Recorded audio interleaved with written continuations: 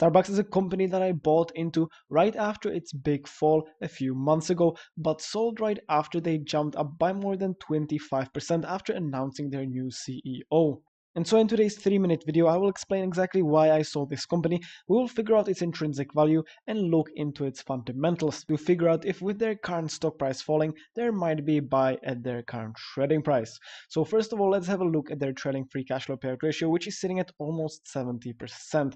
Now, I don't really mind their free cash flow payout ratio being so high, as they don't need to direct a lot of it into innovation. But what it might do is make paying down debt a little harder. So let's jump straight to the 9-pillar analysis, and we can see that the company gets a rating of 6 out of 9. So let's first have a look at the profits growth of the company. We can see that their revenue has been increasing very steadily over the past 5 years. It seems like their free cash flow jumped a lot from year to year, and that would probably be the same case with the net income. So let's have a closer look. First at the net income, we can see that indeed the net income jumped a lot from 2019 to 2020, and since then it was kind of moving up and down.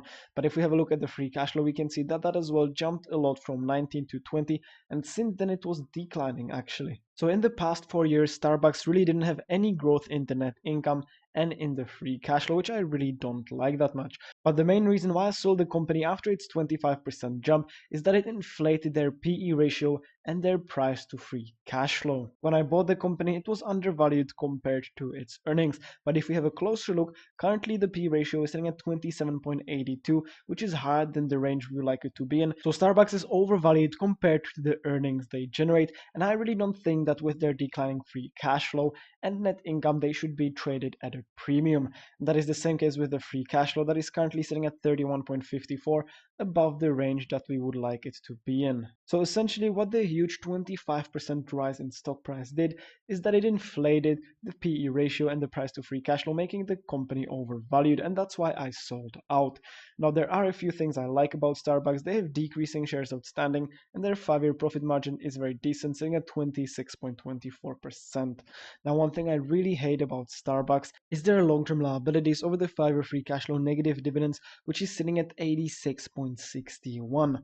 Which means that the company would take more than 100 years to pay off all their long-term liabilities while paying out their current dividends with the free cash flow they currently generate.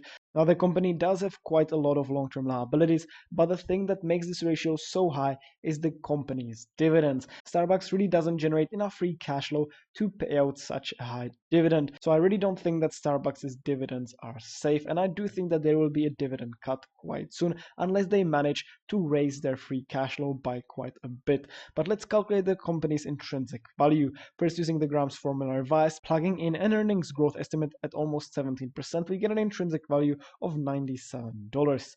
Now for the second valuation model, we plug in a growth rate of 9.7%, discount rate at 8.3%, and get an intrinsic value of $72.76.